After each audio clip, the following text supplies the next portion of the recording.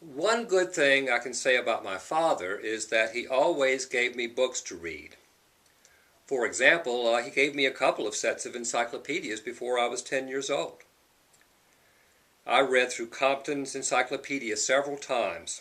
My mother used to tell the story that when we had one of my big birthday parties at our house, I spent most of the party inside reading alone. And that was true. I like to read and I like to be alone. Still do. A couple of things I discovered while reading the encyclopedia were that radium was worth $25,000 an ounce, and that radium was found near Great Bear Lake in the northern part of Canada. Well, this greatly excited my imagination. I figured that if I could find a few pounds of radium, then I would be rich. So I really wanted to find some radium, but I didn't know how to go about it. Canada and Great Bear Lake were a long way from my North Carolina home. How could I get enough money to mount such an expedition? After all, I was only about 11 years old. Well, I grew up in the 1950s when there was no such thing as Who Wants to Be a Millionaire or other game shows offering fantastic riches like that. The best we had to offer was a TV game show called the $64,000 Question. If a person was knowledgeable in a certain area, like art history, for example, he could go on that show, answer questions about his specialty, and possibly win as much as $64,000, which was a lot of money at that time. Also, I think the winner might be able to come back the next week and double his winnings to $128,000. So I decided that if I were able to go on the $64,000 question and win, then I would have enough money to go searching for radium. Well, I was interested in hypnosis at the time, and my best friend was named Bill McGee.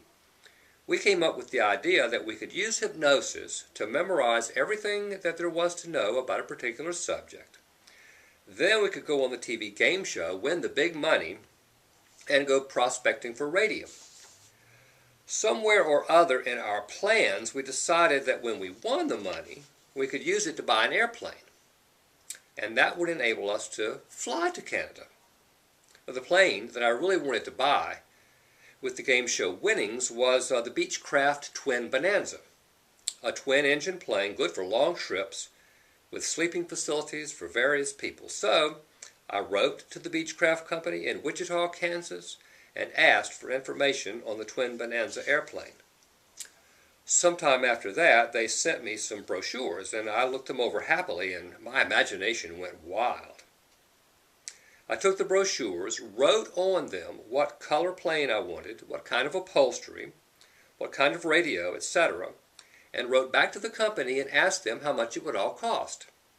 I wrote my letter on my father's stationery. He was a jeweler, by the way. But I scratched out his letterhead and wrote my questions underneath. Now, in all fairness, most people can recognize the handwriting of an 11-year-old child, but perhaps not the folks at the Beechcraft Company, because they actually sent an airplane to North Carolina. My father got a call one day. The caller asked for me, and they were notifying him that his airplane was at the airport and that he could come and examine it at his leisure. There was even a pilot at his disposal if he needed one. I don't know, I guess the aviation companies were really trying to push their aircraft in the 1950s, and I guess they thought that if they sent the actual plane that I had given all the specifications for, then they might make the sale. Well, my father played along with it, acting, I guess, as if he actually had written to them about the airplane. That weekend, he took me and my mother out to the airport, and we all went up in the airplane for a ride. It was great. But I threw up big time. And I couldn't wait to get back down on the ground. Well, eventually we did come back down. And my father told the pilot, that the plane was not exactly what he wanted, and he wasn't going to buy it. And as we were walking away from the plane, my father said to me, "Don't you ever send away for anything else in the mail again." And I said, "Okay." A couple of weeks later, my father got a letter in the mail from the Beechcraft Company. He showed it to us. It said that the Beechcraft Twin Bonanza, should he change his mind about buying it, was $129,000. And this was in like 1958 or 1959. Seems like I could have found a cheaper airplane. By the way, one more good thing I can say about my father is that he did not spank me for ordering the airplane. I appreciated that, and I never did do anything like that again, although I did think about it a lot.